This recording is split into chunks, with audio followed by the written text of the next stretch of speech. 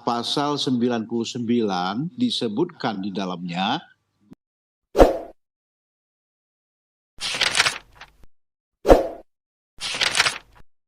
Nah, kalau dari Forum Honorer sendiri menanggapinya seperti apa Pak terkait dengan penundaan ini? Baik, Mbak Sinta. Kalau saya di Forum Honorer Indonesia ini kan sudah lama ya bersama teman-teman mengadvokasi ini kurang lebih hampir 25 tahun ya. Bahkan menterinya sudah berganti beberapa kali termasuk juga teman-teman di Komisi 2 khususnya.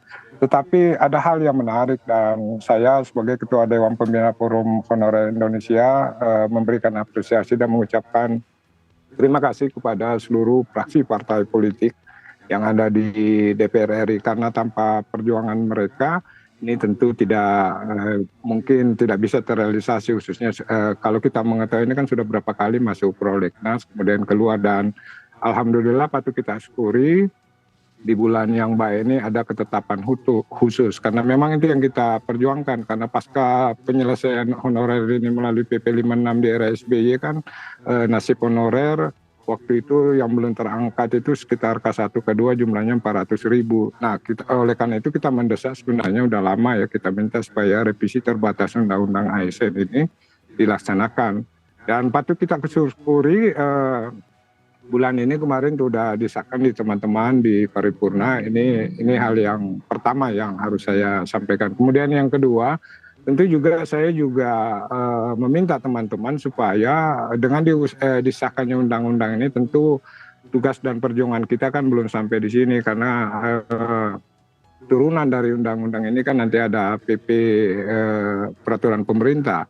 Oleh karena itu kita meminta teman-teman DPR walaupun seandainya ditunda ya sampai 2024 nanti, tentu berbagai pertimbangan, tetapi minimal sudah dimasukkan dalam Undang-Undang ASN. Itu sesuatu hal yang menarik. Tinggal barangkali kita berharap bagaimana kita mendorong sama-sama supaya ini segera diselesaikan, khususnya pemerintah menerbitkan PP ya. Secara teknis nanti akan menyelesaikan ini. Oleh karena itu kita sih sebenarnya kan meminta supaya kalau bisa ini diselesaikan pada tahun ini ya, khususnya di akhir pemerintahan Pak Jokowi. Kita berharap mudah-mudahan adanya PP nanti ini merupakan salah satu legasi yang baik untuk Pak Jokowi, khususnya terkait penyelesaian tenaga honorer dan peningkatan status dan kesejahteraan honorer. Saya rasa itu, Mbak. Baik, Pak Hasbi, terima kasih untuk jawabannya. Dan saat ini sudah bergabung juga bersama kami Wakil Ketua Komisi 2 DPR RI. Selamat malam Pak Samsyur Rizal, bagaimana kabarnya Pak? Alhamdulillah, sehat walafiat. Selamat malam semua para pemirsa yang kami banggakan.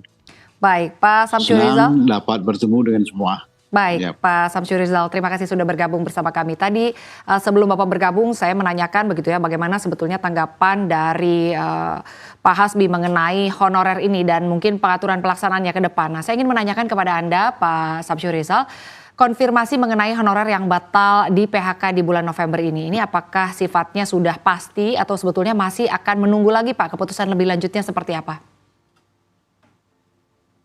Sebetulnya bukan di PHK mereka ini, hanya saja ketika keinginan pihak pemerintah untuk mengangkat pegawai honor ini diberikan waktu selama 5 tahun dengan keberadaan peraturan pemerintah nomor 49 tahun 2018.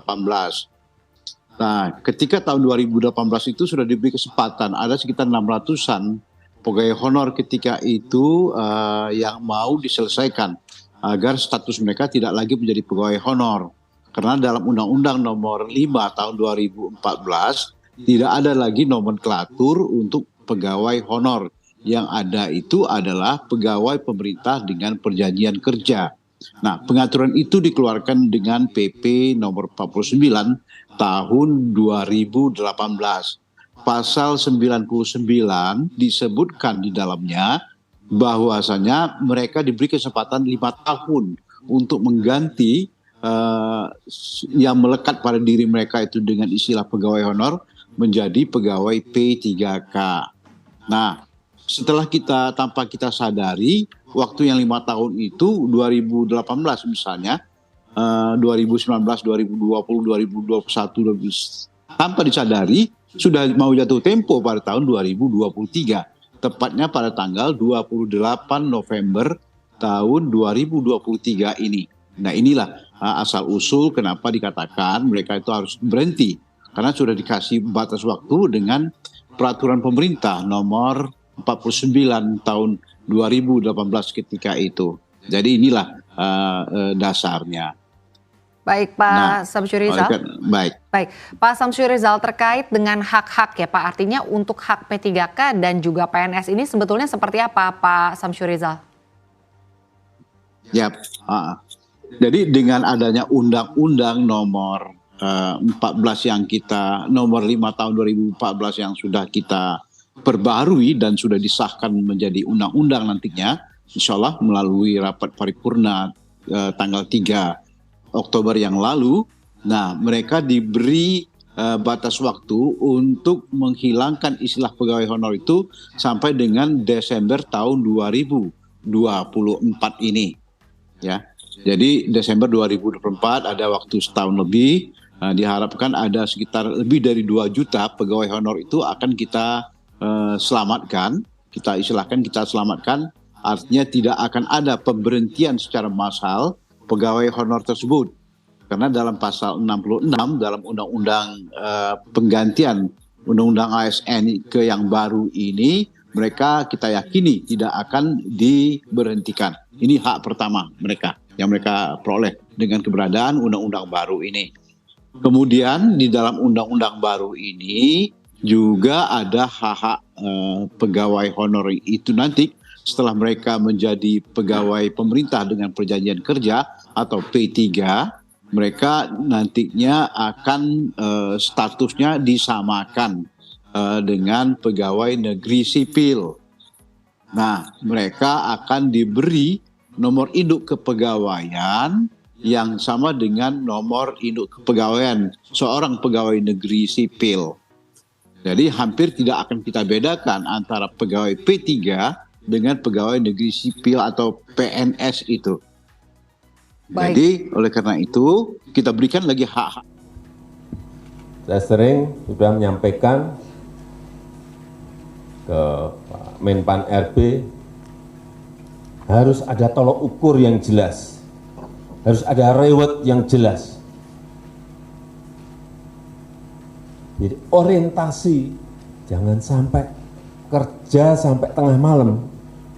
Saya lihat, pernah saya ke daerah, saya lihat ini kok kepala sekolah dan guru ini kerja sampai malam-malam, ini urusan apa? Saya cek. SPJ.